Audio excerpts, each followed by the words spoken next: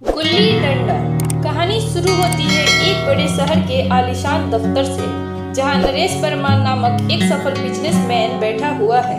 उसके पास सब कुछ है, नाम, पैसा, शोहरत। लेकिन एक दिन उसके हाथ लगती है एक पुरानी फोटो, जिसमें वो अपने बचपन के दोस्तों के साथ गुल्ली डंडा खेल रहा था।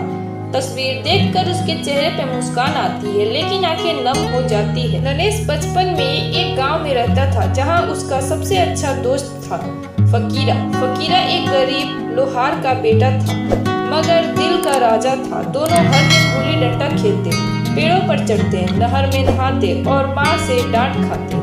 गुल्ली डंडा उनका सबसे पसंदीदा खेल था। उसमें ना कोई अमीर होता था, ना गरीब। गांव के बच्चे दो गुटों में बटे थे, नरेश और फकीर के टीम और हरिया और चिंपू के टीम। हर शनिवार दोनों टीमें गांव के पीपल के नीचे गुल्ली डंडा का मैच खेलती।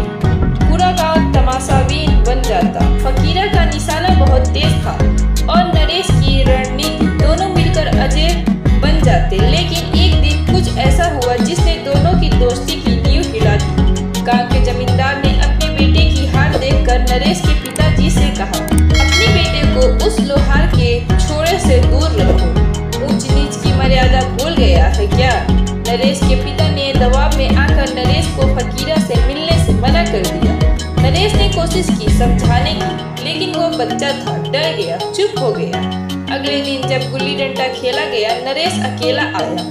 उसने फकीरा से आंखें नहीं मिलाई। फकीरा समझ गया, समाज ने फिर से एक दोस्ती तोड़ दी। धीरे धीरे दोनों में दूरी बढ़ती गई। नरेश को शहर पढ़ाई के लिए भेज दिया गया और फकीरा गांव में रह के अपने बाप के साथ लोहे की भट्टी में काम करता रहा। साल दर साल बीतते गए।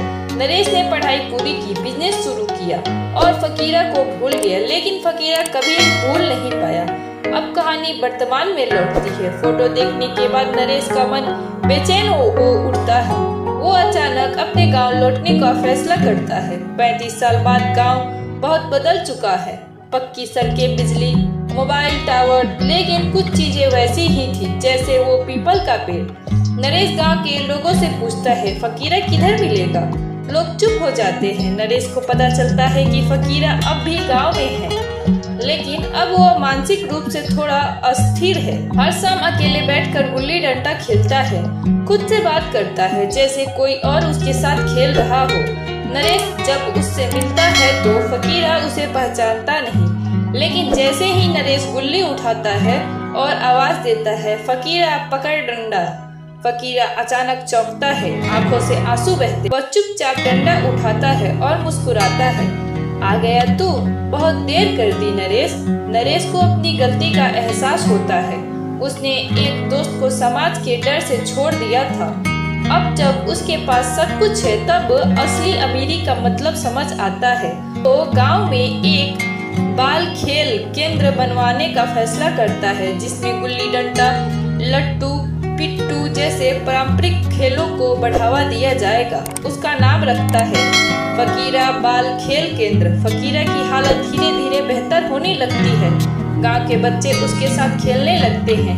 नरेश अब हर महीने गांव आता है, सिर्फ खेलने, बच्चों से मिलने और उस मासूम दोस्ती को जीवित रखने। कहानी खत्म होती है उस पुराने पीपल के नीचे, जहां दो बूढ़े आदमी नरेश और फकीरा गुल्ली डंडा खेल रहे हैं और पास खड़े बच्चे तालियां बजा रहे